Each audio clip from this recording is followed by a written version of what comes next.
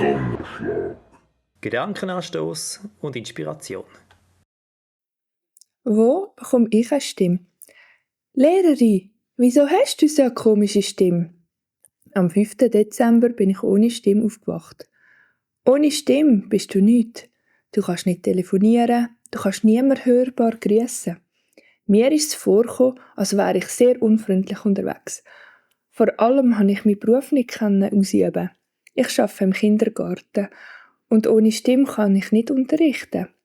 Wie bringe ich zum Beispiel ohne Stimme 19 Kinder zum Schweigen, dass sie mir zuhören?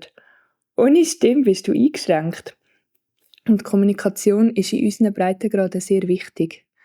Was mich aber am meisten genervt hat, ist, dass ich mich nicht mitteilen konnte. Ich habe gemerkt, dass ich doch noch gerne rede. Es war eine harte Lektion für mich. An der Ansprechbar werben wir mit dem Slogan «Bei uns bekommst du eine Stimme». Letztes Jahr bin ich von einer heiseren Person wegen dem angesprochen worden und sie hat gefragt, ob wir wirklich eine Stimme für sie haben. Sie hat Sprechstimme gemeint. Doch was, wenn dich niemand versteht und du im übertragenen Sinn keine Stimme hast und dir niemand will zuhören? Es fühlt sich ebenfalls nicht gut an, nicht gehört zu werden. Auch dieses Jahr haben viele Leute bei uns an der Ansprechbar am Greenfield eine Stimme bekommen. Die Festivalbesucher haben sich bei uns ihr Herz ausgeschüttet und wir haben zugelassen. Unserer Stimme geben wir sehr viel Wert und uns ist es wichtig, gehört zu werden. Doch wie ist es mit Gottes Stimme? Kenne ich die? In Johannes 10,27 verspricht uns Jesus, dass wir seine Stimme erkennen können. In meiner persönlichen Erfahrung höre ich Gottes Stimme als Gedankenimpuls, Bilder vor meinem inneren Auge, in Träumen oder wenn mir einfach etwas in der Umgebung auffällt, aber nie als hörbare Stimme, wie die von meinem Gegenüber in einem Gespräch.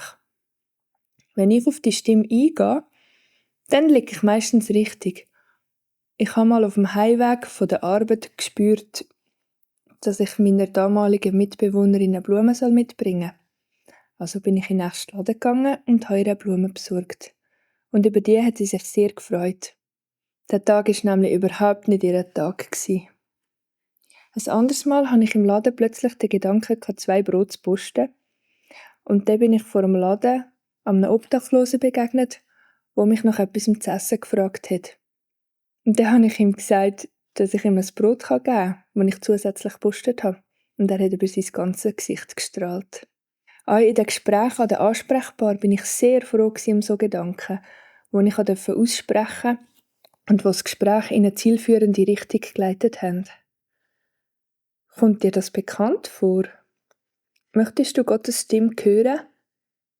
Ich möchte Gottes Stimme noch viel mehr hören, weil es mir einfach eine Wegweisung im Alltag ist. Ich möchte offen sein und auf solche Gedanken reagieren. Und ich möchte dich ermutigen, Gottes Stimme kennenzulernen. Wie redet er zu dir?